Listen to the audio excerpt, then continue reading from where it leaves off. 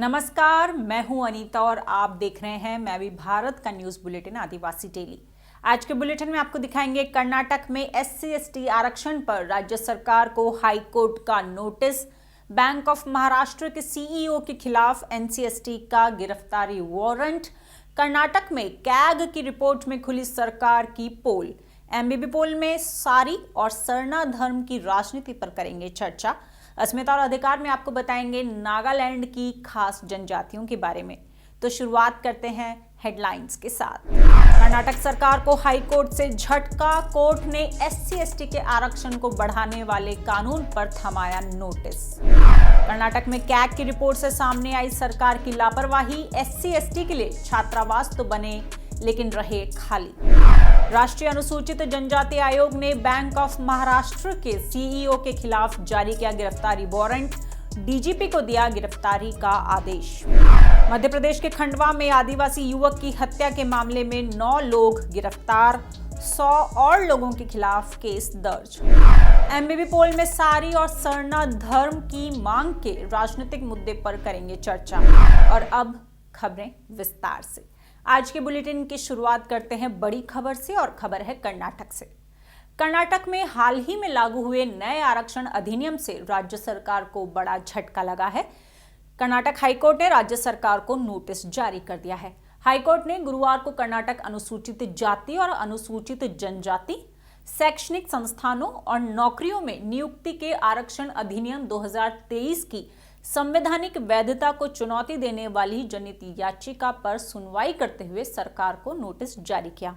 दरअसल कलबुर्गी के रहने वाले महेश ने हाईकोर्ट में एक जनहित याचिका दायर की थी। याचिका में कहा गया है कि नया कानून भारत के संविधान के अनुच्छेद 14, 15 और 16 का उल्लंघन करता है और आरक्षण पर शीर्ष अदालत द्वारा लगाई गई 50% की सीमा को भी तोड़ता है। इस मामले पर मुख्य न्यायाधीश प्रसन्ना B वराले की अध्यक्षता वाली एक खंडपीठ ने सुनवाई की।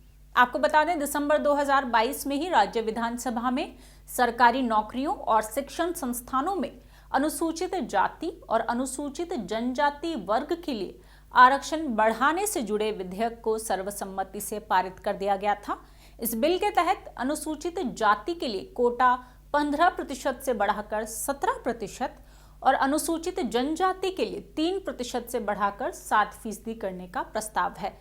इसके साथ ही आरक्षण का कुल कोटा 56% पर पहुंच गया, जिसके बाद जनवरी में कर्नाटक के राज्यपाल थावरचंद गहलोत के हस्ताक्षर के साथ ही ये बिल अब कानून बन गया है। याचिकाकर्ता के मुताबिक देश भर में अनुसूचित जाति, अनुसूचित जनजाति और अन्य पिछड़ा वर्ग के लिए बड़ी संख्या में पद खाली पड़े हैं। ऐसे में आरक्षित सीटों को बढ़ाने का कोई तर्कसंगत स्पष्टीकरण नहीं है। और वहीं कर्नाटक से ही दूसरी बड़ी खबर। कर्नाटक में नियंत्रक और महालेखा परीक्षक यानी कैग की रिपोर्ट ने सरकार की लापरवाही को सामने ला दिया है। कैग ने राज्य में उच्च शिक्षा के लिए बने SC/ST छात्रावासों को विफल बताया। गुरुवार को कर्नाटक विधानसभा में कैग ने अपनी रिपोर्ट पेश की। रिपोर्ट के मुताबिक राज्य में अनुसूचित जाति और अनुसूचित जनजाति के छात्रों के लिए छात्रावास का निर्माण किया गया था, लेकिन वहां रहने के लिए कोई सुविधा नहीं होने के कारण ये सभी खाली पड़े हैं। रिपोर्ट के मुताबिक तकनीकी शिक्षा निदेशालय ने मार्च 2014 में बिना टेंडर मांगे Karnataka rural infrastructure development limited को छात्रावास के निर्माण का काम दिया था। मार्च 2021 तक 44 छात्रावासों में से केवल 31 का ही काम पूरा हो पाया था। हालांकि इनके लिए एडवांस में पैसा जारी कर दिया गया था, लेकिन इनमें रहने की कोई सुविधा नहीं है। रिपोर्ट में यह भी कहा गया कि एक तरफ जहां पहले से निर्मित छात्रावास भवनों का इस्तेमाल भी नहीं किया जा सका, तो वहीं राज्य सरकार ने इन 31 निर्मित छात्रावासों में से प्रत्येक छात्रावास में 90 लाख रुपए प्रति छात्रावास की लागत से 6 अतिरिक्त कमरे बनाने की स्वीकृति दी, जिसकी राशि 27.90 करोड़ रुपए है, जिसमें से 20.77 करोड़ रुपए कर्नाटक हाउसिंग बोर्ड को जारी किए गए हैं। रिपोर्ट के मुताबिक उच्च शिक्षा विभाग ने छात्रावास भवनों के निर्माण और विस्तार के लिए 64.59 करोड़ रुपए की धनराशि जारी की थी, जो पूरी तरह से बेकार गए और ये योजना विफल साबित हुई। और अब कर्नाटक से चलते हैं महाराष्ट्र। राष्ट्रीय अनुसूचित जनजाति आयोग ने बैंक ऑफ महाराष्ट्र के प्रबंध निदेशक और मुख्य कार्यकारी अधिकारी एएस राजीव के खिलाफ गिरफ्तारी वारंट जारी किया है। आयोग ने ओडिशा की एक महिला की शिकायत पर यह कार्रवाई की। एसटी आयोग ने वारंट जारी करते हुए महाराष्ट्र के पुलिस महानिदेशक को एएस राजीव को गिरफ्तार करने और नई दिल्ली में आयोग के मुख्यालय में पेश करने का निर्देश दिया। दरअसल ओडिशा के मयूरभंज जिले की एक महिला, जिनके पति इसी बैंक में डिप्टी मैनेजर रह चुके थे, उनकी मौत के बाद लाभ के लिए कागजी कार्रवाई को पूरा करने की कोशिश कर रही थी, लेकिन बैंक से उन्हें कोई सहयोग नहीं मिला। इस पर महिला ने आयोग में उत्पीड़न की शिकायत दर्ज की। महिला की शिकायत पर कार्रवाई करते हुए आयोग ने 6 फरवरी को एएस राजीव को समन जारी किया था। उन्हें 17 फरवरी को आयोग के सामने पेश होना था, लेकिन वो उपस्थित नहीं हुए। एसटी पैनल ने कहा कि वो फरार थे। ऐसे में अब आयोग ने महाराष्ट्र की डीजीपी को 2 मार्च या उससे पहले वारंट निष्पादित करने के लिए कहा है। आपको बता दें, दिसंबर 2022 में ही अनुसूचित जाति और अनुसूचित जनजाति के कल्याण पर संसदीय स्थायी समिति ने संसद में एक रिपोर्ट पेश की थी, जिसमें कहा गया था कि देश भर में पीएसयू के एससी और एसटी कर्मचारियों को पेंशन से वंचित करने की घटनाओं की संख्या बढ़ रही है। और अब महाराष्ट्र से चलते हैं मध्य प्रदेश। मध्य प्रदेश के खंडवा जिले में एक आदिवासी युवक की हत्या के मामले में पुलिस ने 9 आरोपियों को गिरफ्तार कर लिया है। इसके साथ ही 100 और लोगों के खिलाफ केस दर्ज किया है। इन लोगों ने आरोपी के घर में ही युवक के शव को जला दिया था। दरअसल सोमवार को मध्य प्रदेश के खंडवा जिले के कोठड़ा गांव में एक आदिवासी युवक की पीट कर हत्या कर दी गई।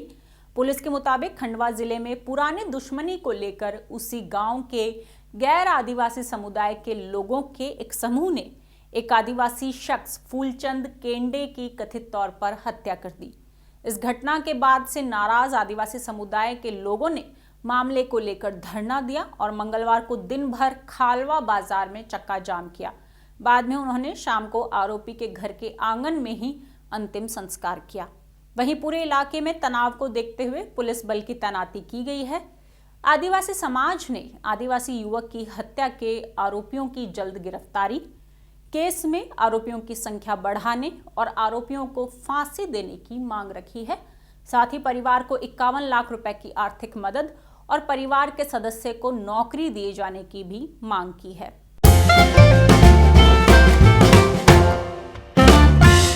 अपने दूसरे सेगमेंट एमबीबी पोल में आज हमने मैं भी भारत के यूट्यूब चैनल पर आपसे एक सवाल किया था। वो सवाल था, सारी और सरना धर्म की मांग कई राज्यों में राजनीतिक मुद्दा बन रही है। क्या यह आदिवासी समुदायों के लिए ठीक होगा? आपकी क्या राय है? इस सवाल के जवाब में 75% लोगों ने माना कि ये मुद्दा उठना चाहिए। वहीं 22% ने माना कि इस मुद्दे का राजनीतिक फायदा उठाया जा रहा है, जबकि 3% ने पता नहीं का ऑप्शन चुना। लेकिन हमने ये सवाल क्यों पूछा था? पिछले हफ्ते ही पश्चिम बंगाल विधानसभा में सारी और सरना धर्म कोड को मान्यता देने से संबंधित प्रस्ताव पास हो गया। मुख्यमंत्री ममता बनर्जी की सरकार ने इस प्रस्ताव को पारित कर ये संदेश देने की कोशिश की है कि उनकी पार्टी तृणमूल कांग्रेस और सरकार आदिवासियों के साथ है। वहीं मुख्य विपक्षी पार्टी बीजेपी ने ममता बनर्जी पर वोट बैंक की राजनीति करने का आरोप लगाया।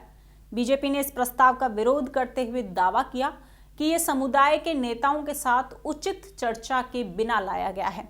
बीजेपी के अनुसार इसका उद्देश्य पंचायत चुनावों से पहले आदिवासियों को लुभाना है।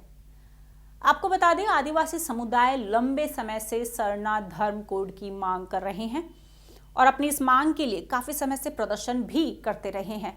इसी महीने सरना धर्म कोड सहित 5 सूत्री मांगों को लेकर आदिवासियों ने पश्चिम बंगाल के कई जिलों में सड़क और रेल मार्ग अवरोध किया था। वहीं देश के कई और राज्यों में भी आदिवासी इस मांग को लेकर कई बार सड़कों पर उतर चुके हैं। दिसंबर 2021 में और अप्रैल 2022 में आदिवासियों ने जंतर मंतर पर धरना प्रदर्शन किया था। इस दौरान राष्ट्रपति और प्रधानमंत्री को ज्ञापन भी सौंपा गया था। सरना यानी वो लोग जो प्रकृति की पूजा करते हैं। झारखंड में सरना धर्म मानने वालों की बड़ी संख्या है। ये लोग खुद को प्रकृति का पुजारी बताते हैं। ये किसी ईश्वर या मूर्ति की पूजा नहीं करते। जनगणना रजिस्टर में धर्म का कॉलम होता है। इस कॉलम में अलग अलग धर्मों का अलग अलग कोड होता है। ऐसे ही सरना धर्म के लिए भी एक कोड की मांग हो रही है। ये मांग 80 के दशक से चली आ रही है। आपको बता दें, देश भर में कुल 750 से ज्यादा जनजातियां हैं। 2011 की जनगणना के मुताबिक देश में जनजातियों की जनसंख्या 10 करोड़ से ज्यादा थी। साल 2011 की जनगणना में करीब 49 लाख लोगों ने धर्म के कॉलम में सरना भरा। इन 49 लाख में से 42 लाख लोग झारखंड के रहने वाले हैं। इसके अलावा बंगाल और ओडिशा के करीब 4.25 लाख लोगों ने भी धर्म के कॉलम को सरना भरा। भले ही झारखंड और अब पश्चिम बंगाल विधानसभा ने सरना धर्म कोड बिल को पास कर दिया हो, लेकिन जब तक केंद्र सरकार से इस बिल को मंजूरी नहीं मिलती है तब तक ये कोड लागू नहीं होगा, क्योंकि बाकायदा संसद से बिल पास कराकर कानून पारित करना होगा। सरना धर्म की मांग को मान लेना बीजेपी के लिए असंभव सा लगता है, क्योंकि संघ परिवार ये दावा करता है कि सभी आदिवासी हिंदू हैं। संघ परिवार लंबे समय से आदिवासी इलाकों में इस मकसद से काम कर रहा है। इसके लिए केंद्र में बीजेपी की सरकार रहते हुए तो ये संभव दिखाई नहीं देता है कि सरना धर्म से जुड़ा बिल संसद में आए और पास भी हो जाए। लेकिन ये एक राजनीतिक मुद्दा जरूर बन गया है। खासकर कई राज्यों में विधानसभा चुनावों को देखते हुए ये मुद्दा सुर्खियों में है। एक तरफ देश के आदिवासियों के लिए ये उनकी पहचान से जुड़ा एक बड़ा भावनात्मक मुद्दा है, तो वहीं राजनीतिक दलों के लिए ये चुनावी एजेंडा और वोट बैंक की राजनीति के तौर पर अहम मुद्दा है। और इस मुद्दे पर ज्यादा चर्चा करने के लिए हमारे साथ स्टूडियो से जुड़ रहे हैं मैं भी भारत के संपादक श्याम सुंदर। शाम पहले झारखंड विधानसभा में सरना धर्म को लेकर प्रस्ताव पारित हुआ था, उसके बाद अब पश्चिम बंगाल विधानसभा में प्रस्ताव पारित हुआ है। मेरा सवाल आपसे ये है कि क्या ये पहचान की राजनीति हो रही है और कैसे देखा जाए, क्या आदिवासियों को इससे कुछ लाभ मिलेगा कि विधानसभाओं में इस तरह से प्रस्ताव पारित हो रहे हैं? देखिए, जो राजनीति में आम धारणा है उसके अनुसार अगर आप देखेंगे तो देश में पहचान की राजनीति को बहुत अच्छा नहीं माना जाता है। मसलन पहचान की राजनीति जब आप कहते हैं तो धर्म की राजनीति, जाति की राजनीति, क्षेत्र की राजनीति, इस राजनीति को बेहतर नहीं माना जाता है और इसको अक्सर इस तरह से देखा जाता है कि आप लोगों को बांटकर उसका राजनीतिक लाभ लेने की कोशिश कर रहे हैं, खास तौर पर चुनाव के नज़रिए से अगर आप देखें। लेकिन जब आप आदिवासियों के संदर्भ में देखेंगे तो आदिवासी पहचान वो एक बहुत ज़रूरी मसला है, क्योंकि संविधान में जो आदिवासी है उसके लिए कुछ विशेष प्रावधान किए गए हैं और उन विशेष प्रावधानों का लाभ तभी किसी समुदाय को मिल सकता है जब वो ये साबित करे कि वो एक आदिवासी समुदाय है और वो अनुसूचित जनजाति की सूची में शामिल होना चाहिए।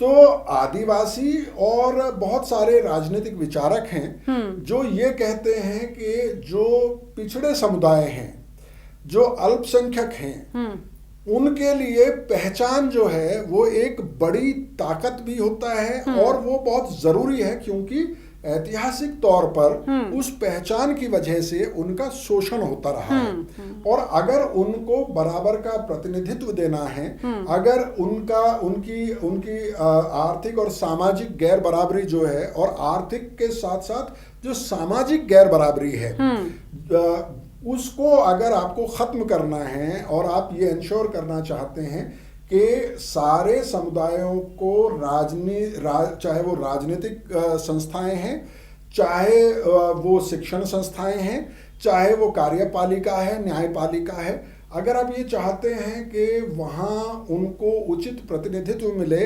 और एक ऐसा सिस्टम बने जिसमें पूरा देश का जो समाज है उसकी झलक मिले, तो ये जरूरी है कि आप उन लोगों की उस पहचान को माने और उसको समझें और उस पर कार्रवाई करें जी। आदिवासियों के मसले में देखिए बहुत मजेदार बात यह है कि अंतर्राष्ट्रीय मंचों पर तो भारत ये मानता ही नहीं है कि भारत में कोई आदिवासी समुदाय है। अगर आप इंडिजिनियस ग्रुप की बात करें, जो अंतर्राष्ट्रीय मंचों पर जिस परिभाषा का इस्तेमाल होता है, वो यूनाइटेड नेशंस है या इंटरनेशनल लेबर ऑर्गेनाइजेशन है, इस तरह के जो मंच हैं, वहां पर भारत ये नहीं मानता है कि भारत में आदिवासी जो है वो इंडिजीनियस ग्रुप है। भारत का स्टैंड ये है कि भारत के जितने भी समुदाय हैं वो सब इंडिजीनियस हैं, वो यहाँ के मूल निवासी हैं। लेकिन अगर आप जो संवैधानिक व्यवस्था है उसको अगर देखेंगे तो उसमें आदिवासी पहचान जो है वो बेहद जरूरी चीज है। इस लिहाज से अगर आप देखेंगे तो पहचान की राजनीति आदिवासियों में होगी, लेकिन वो राजनीति कौन कर रहा है ये देखने और समझने वाली बात हो। जी श्याम, जो आपने कहा कि आदिवासियों के लिए उनकी पहचान बहुत इम्पॉर्टेंट होती है, ये एक भावनात्मक मुद्दा भी। और हम देख रहे हैं कि 80 के दशक से आदिवासी जो है वो सरना धर्म कोड की मांग कर रहे हैं, यानी जनगणना में एक अलग धर्म के कॉलम की मांग कर रहे हैं। ये जो इनकी मांग है ये कितनी जायज़ लगती है आपको, कितनी व्यवहारिक है ये? देखिए, दो बातें हैं। जब कोई समुदाय अपनी पहचान को ड्राइविंग फोर्स बनाने की कोशिश करता है तो लोकतंत्र में वो सरकारों पर दबाव बना रहा होता है अपने लिए ज्यादा से ज्यादा अधिकार हासिल करने के लिए। उस लिहाज से अगर आप देखेंगे तो ये एक महत्वपूर्ण घटना है, महत्वपूर्ण डिमांड है आदिवासियों के पॉइंट ऑफ व्यू से। लोकतंत्र में अलग अलग समाज के जो समुदाय हैं वो जितना दबाव बना पाते हैं सरकार से, उतने ही अधिकार, उतनी ही सुविधाएं, उतनी ही योजनाएं अपने लिए हासिल कर पाती हैं। और सिर्फ आदिवासी समुदाय नहीं, देश में आप देखेंगे कि अलग अलग जो समुदाय हैं वो काफी प्रेशर बनाने की कोशिश करते हैं। अलग अलग वर्ग जो हैं, व्यापारी वर्ग है, उद्योगपति वर्ग है, मजदूर वर्ग है, किसान वर्ग है, तो वर्गों में भी आप देखेंगे और समुदायों में भी आप देखेंगे कि लोकतंत्र में सरकारों के ऊपर जो जितना दबाव बना पाता है उतना ही उसको संसाधनों में हिस्सा मिल पाता है। इस मामले में आदिवासी एक तरह से घाटे में रहा है अगर आप देखेंगे, क्योंकि आदिवासी काफी बिखरा हुआ है। आदिवासी की कोई एक होमोजीनियस पहचान नहीं है। अब जैसे आप किसानों के मामले में देखेंगे, अगर कोई बड़ा किसान आंदोलन होता है तो हरियाणा, पंजाब, राजस्थान, यहाँ तक कि कई बार दक्षिण भारत के किसान, पश्चिम बंगाल के किसान भी उसमें शामिल हो जाते हैं, बड़ा आंदोलन खड़ा हो जाता है। उसी तरह से मजदूरों के मामले में अगर आप देखेंगे, या पिछड़ों के मामले में अगर आप देखेंगे, या दलितों के मामले में अगर आप देखेंगे, तो एक राष्ट्रीय स्तर का आंदोलन खड़ा हो सकता है। आदिवासियों में बड़े आंदोलन हमें रिसेंट पास्ट में देखने को मिले हैं। गुजरात में नर्मदा पार तापी लिंक को लेकर हमने देखा, छत्तीसगढ़ में देखे, झारखंड में देखे, लेकिन अभी भी राष्ट्रीय स्तर पर कोई ऐसा संगठन या कोई एक पहचान आदिवासी समुदायों की नहीं है। तो इसलिए उस लिहाज से अगर आप देखेंगे तो आदिवासियों के लिए सरना धर्म की मांग करना, या सारी धर्म की मांग करना, या भीली धर्म की मांग करना, या गोंडी धर्म की मांग करना, या नॉर्थ ईस्ट में अरुणाचल प्रदेश में आप सीधोनी की मांग आपको सुनाई देगी। तो ये महत्वपूर्ण कदम है। और खास तौर पर सरना और सारी के मामले में हम ये देखते हैं कि पश्चिम बंगाल, उड़ीसा, बिहार, असम, ये झारखंड, ये कई राज्य हैं जहां पर संताल आदिवासी या उरांव आदिवासी वो बड़ी बड़ी बड़ी रैलियां कर रहे हैं। तो इस पॉइंट ऑफ व्यू से आप देखेंगे तो ये एक तरह से पहली बार ऐसा हो रहा है जब किसी एक मुद्दे पर एक से ज्यादा राज्यों के आदिवासी समुदाय साथ आ रहे हैं। जहां तक व्यवहारिक होने का सवाल है अनीता, इसमें निश्चित तौर पर ये एक बहुत बड़ी मांग है, आसान नहीं है एक अलग धार्मिक कोड हासिल करना, लेकिन लोकतंत्र में आप कितना दबाव बना पाते हैं इससे चीजें डिसाइड होती हैं। कितना लंबा आप आंदोलन को सस्टेन कर सकते हैं, इससे चीजें डिसाइड होती है। शाम, राजनीति की बात कर लेते हैं। हमें पता है कि इस साल देश के 10 राज्यों में विधानसभा के चुनाव होने हैं और कहीं ना कहीं हम ये मान सकते हैं कि झारखंड में जो असेंबली में ये प्रस्ताव लाया गया, वेस्ट बंगाल में ये लाया गया, वहां पे जो विपक्षी दल हैं उन्होंने लगातार ये आरोप लगाया कि आप चुनावों को देखते हुए लाए हैं, ये आप वोट बैंक की राजनीति कर रहे हैं। लेकिन सवाल ये है कि क्या सिर्फ राज्यों की असेंबलियों में अगर ये बिल लाया जाएगा, अगर ये प्रस्ताव लाया जाता है, इसका असर सिर्फ राज्य विधानसभा चुनाव में ही पड़ेगा या जो राष्ट्रीय स्तर पर जो चुनाव होना है, जैसे लोकसभा चुनाव होने हैं अगले साल, उसमें भी इसका प्रभाव आपको देखने को मिलता है? देखिए, जहाँ तक आदिवासी पहचान का सवाल है, निश्चित तौर पर जो सत्ताधारी दल भारतीय जनता पार्टी है, अगर उसकी रणनीति आप देखेंगे जी, तो आदिवासी लगातार उनकी चर्चा में हैं। चाहे वो प्रधानमंत्री नरेंद्र मोदी हों, चाहे वो उनके राज्यों के मुख्यमंत्री हों, चाहे वो संघ परिवार के बड़े नेता हों, चाहे वो संघ प्रमुख मोहन भागवत हों, लगातार आदिवासियों के बारे में बात हो रही है। आदिवासी जो स्वतंत्रता सेनानी रहे, उनको सम्मान देने की बात हो रही है, उनके बारे में किताबें छापी जा रही हैं, यूनिवर्सिटीज में लगातार चर्चा करवाई जा रही है। तो निश्चित तौर पर राष्ट्रीय स्तर पर एक पहली बार ऐसा देखने के लिए मिल रहा है कि अभी तक क्या था, अभी तक मुसलमानों को या पिछड़ी जातियां हैं या दलित जातियां हैं, उनको एक बड़े वोट बैंक के तौर पर जिनकी एक पहचान है, जैसे आप दलित कहते हैं तो एक पहचान बन जाती है, वैसे ही पिछड़े कहते हैं तो उसमें सारी पिछड़ी जातियां आप देख लेते हैं।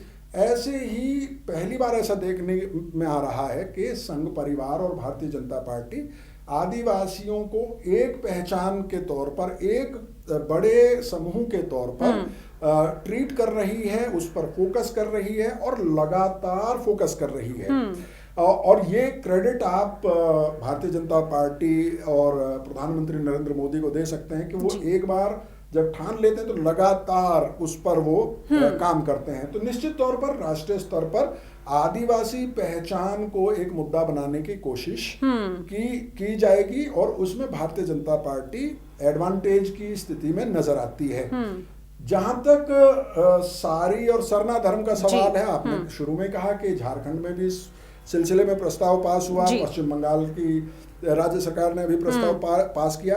पश्चिम बंगाल में अभी पंचायत के चुनाव हैं। बिल्कुल। हालांकि इससे पहले भी ममता बनर्जी सरना धर्म के समर्थन में बोल चुकी हैं। स्टेट असेंबलीज जहां तक धर्म का सवाल है वो प्रस्ताव पास कर सकती हैं और जैसे मैंने पहले कहा कि कितना दबाव बना सकते हैं आदिवासी समुदाय, कितना बड़ा आंदोलन खड़ा कर सकते हैं आदिवासी समुदाय, इस पे डिपेंड करेगा कि सेंटर उनकी बात को मानता है या नहीं मानता है। लेकिन जहां तक चुनाव का सवाल है, आपने देखा कि लगातार, चाहे वो मध्य प्रदेश हो, चाहे वो गुजरात हो, चाहे वो झारखंड हो, चाहे वो छत्तीसगढ़ हो, और हमारे वीडियोस में भी आप कमेंट देखती हैं, अपने बुलेटिन पे आप कमेंट देखती हैं कि धर्मांतरण आदिवासियों में एक बड़ा मुद्दा बनाया जा रहा है।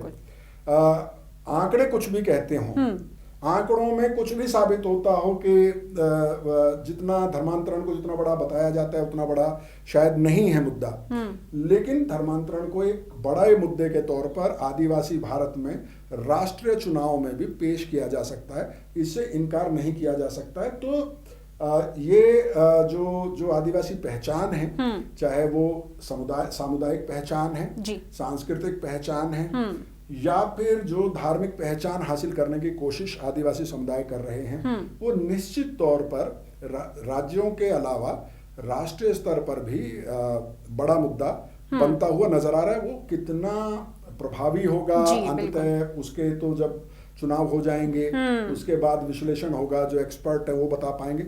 लेकिन अभी के जो हालात नजर आ रहे हैं उसमें भारतीय जनता पार्टी ने आदिवासी समुदायों को एक पहचान देते हुए एक बड़े वोट बैंक के तौर पर ट्रीट करना शुरू कर दिया है। जी, बहुत बहुत शुक्रिया शाम, हमें ये जानकारी देने के लिए। धन्यवाद।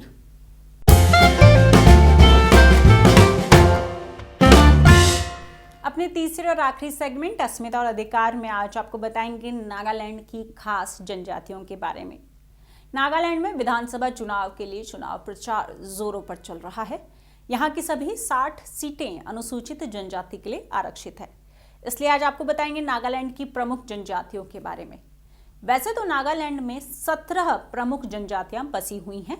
इसमें अंगामी, आओ, चखेसांग, चांग, दिमासा कछारी, खियामनिंग उंगन, कोन्याक, कुकी, लोथा, फोम, पोचुरी, रेंगमा, संगतम, सूमी, तिखिर, यिमख्युंग और जेलियांग शामिल है। लेकिन इसमें सबसे खास 3 जनजातियां हैं, मसलन अंगामी, कोन्याक और आओ। तो सबसे पहले अंगामी के बारे में बात करते हैं। राज्य में इनकी आबादी 1,41,000 से ज्यादा है। ये जनजाति पश्चिम नागालैंड के कोहिमा, दीमापुर और मोकोकचुंग क्षेत्रों में निवास करती है और उन्हें राजनीतिक रूप से मजबूत माना जाता है। ये अपनी खूबसूरत टोकरी बनाने के हुनर के लिए जाने जाते हैं। स्थानीय तौर से मौजूद बांस और बेत से वो खास तरीके से कई तरह की टोकरियां और अलग अलग काम के लिए कंटेनर बनाते हैं। ये लोग खेती करके जीवन यापन करते हैं। ये लोग पहाड़ों पर चावल और धान की खेती करते हैं। इनके खाने में पोर्क और बैम्बू शूट शामिल है। वहीं अगर कोन्याक जनजाति के बारे में बात करें तो ये राज्य के पूर्वी क्षेत्र में मौन जिले में बसी है। कोन्याक जनजाति, जिसे हेड हंटिंग यानी सिर को धड़ से अलग कर देने वाले समूह के तौर पर जाना जाता है, इस समूह के लोगों के लिए ये एक प्रथा रही है। शुरुआती दिनों में वो जब अपने दुश्मनों पर हमला करते थे तो इसी प्रथा के तहत दुश्मनों के सिर धड़ से अलग कर देते थे। पुरुषों और महिलाओं दोनों के शरीर पर कई अन्य टैटू डिजाइन पैटर्न देखे जा सकते हैं। नागाओं में इनकी आबादी सबसे ज्यादा है, जबकि आओ जनजाति प्रमुख नागा जनजातियों में से एक है। वो ईसाई धर्म अपनाने वाले पहले नागा जनजाति थे। नागालैंड का मोकोकचुंग जिले को इस जनजाति का घर माना जाता है। नागालैंड में इनकी आबादी 2,26,000 से ज्यादा है। आओ नागा समुदाय की सबसे मौलिक संपत्ति भूमि है, इसलिए ये झूम खेती करते हैं। आओ नागाओं के प्राथमिक व्यवसायों में से ये एक है। इस बीच महिलाएं पुरुषों की आय के पूरक के लिए पारंपरिक कपड़े जैसे शॉल, मेखला और लंगोटी बनाती हैं। और ये था आज का हमारा आदिवासी डेली बुलेटिन। अगर आप हमसे जुड़ना चाहते हैं तो नीचे दिए गए नंबर पर हमें मिस कॉल दें। इसके साथ ही अगर आप कोई सुझाव हमें देना चाहते हैं तो कमेंट बॉक्स में लिखकर बताएं। इस वीडियो को लाइक करें, शेयर करें और मैं भी भारत के YouTube चैनल को सब्सक्राइब करना ना भूलें। धन्यवाद।